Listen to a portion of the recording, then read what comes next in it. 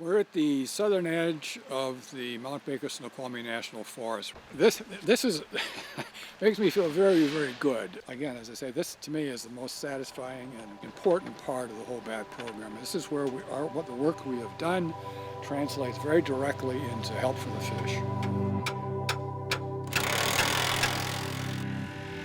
Again, that's part of what makes this feel like we've reached critical mass here, is because the job site we're at was the first culvert that we assessed that the Forest Service or any government agency took the data and used it.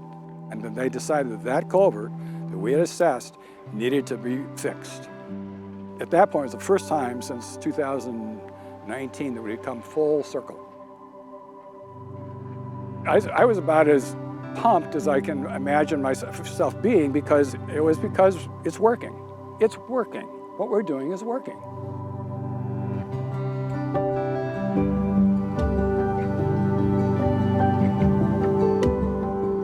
Steve would always talk about how we could get more people involved. He kept saying, you know, people just want to do stuff. They want to get boots on the ground. If you give them something to do, they'll come. So he really birthed the idea of having barrier assessment teams put together. He continually went back to WDFW with this idea that he could put together volunteers to do these assessments. He got shot down twice, and it was his persistence that paid off. He went back a third time and said, no, I think I can do this. I think this is a way we can really help you guys. And they listened. And the BAT team was born in that moment. Really, it's Steve Miller's brainchild. So eventually, I nicknamed him Batman. I'm Steve Miller. I'm a volunteer with Trout Unlimited Washington State. I'm the Washington State Conservation Chair and the Washington State National Leadership Council rep. And I created the BAT program.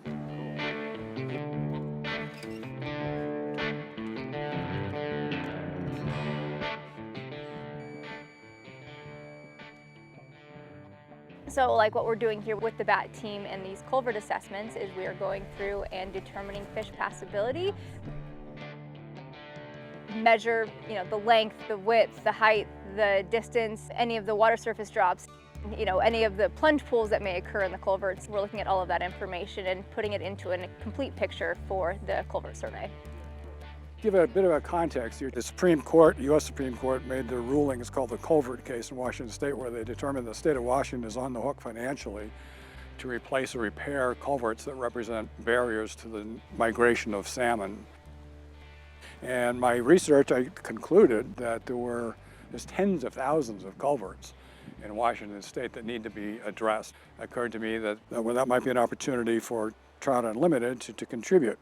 So I went through the training for culvert assessment. Just shortly after I had completed the training, the Forest Service created their Snoqualmie project, and sure enough, they had a section in their plan that involved locating and identifying what they called AOPs, or aquatic organism passages, their term for culverts or routes under roads. So at that point, I thought, okay, let's do it.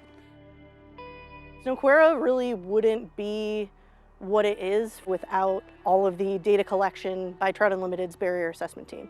We were aware that there were dozens of culverts in existence on the landscape, but we didn't know exactly where they were located. We also didn't know existing information, what size they were, what the conditions of the site looked like, and that is all super critical to identify and prioritize where we should be working.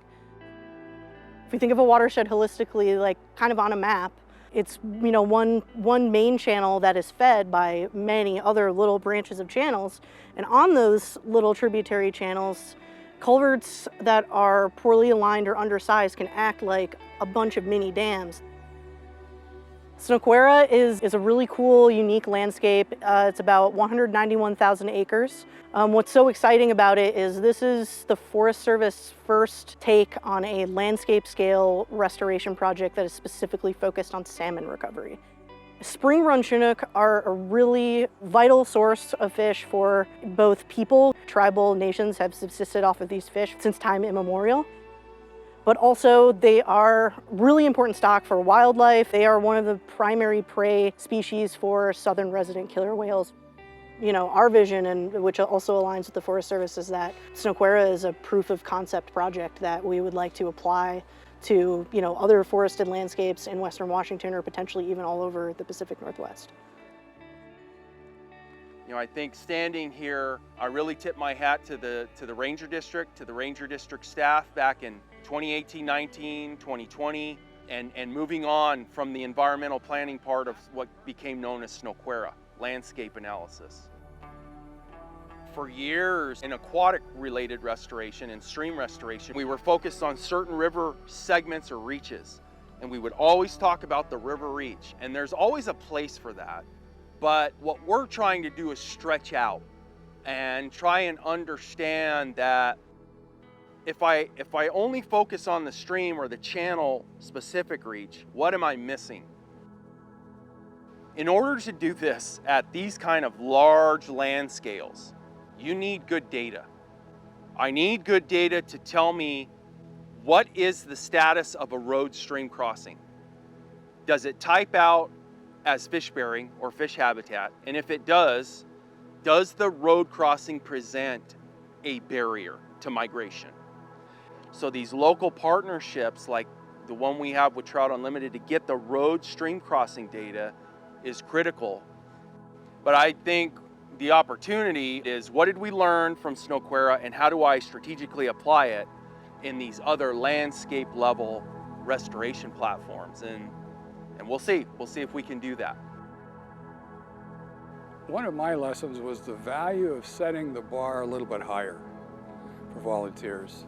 I mean, I think there's a real fear on the part of a lot of volunteer organizations. If you ask too much of people, you scare people away. That's true in a lot of cases. But it also means that the people that you do attract who stick around are people you can really work with. People get things done. TU is well known as being a science-driven organization. And so what I'm going to say here is pure science. And that is that the BAT team are, in my mind, either the most wonderful people in the world or some of the most wonderful people in the world. They're absolutely great people. They all have some kind of, I'm going to call it a secret power. They're highly accomplished in lots of different ways. It's actually quite the coordination to be able to bring in all of these volunteers into one weekend to be able to get all of these surveys done. I think in just this weekend alone will be almost 20 surveys. It's really inspiring to see that they're willing to take their time to help me, but it's not really me that they're helping, it's the fish. Well, it's something I believe in. Fixing these barriers is going to help anadromous fish like trout and steelhead and salmon. Especially steelhead, because in Washington, steelhead is our state fish, and it's endangered. If there's a time to do it, it's now. Yeah, and it's an opportunity for people to get out and to go to beautiful places they otherwise might not go to. And it's a chance to do something, physically do something, where they can see a result.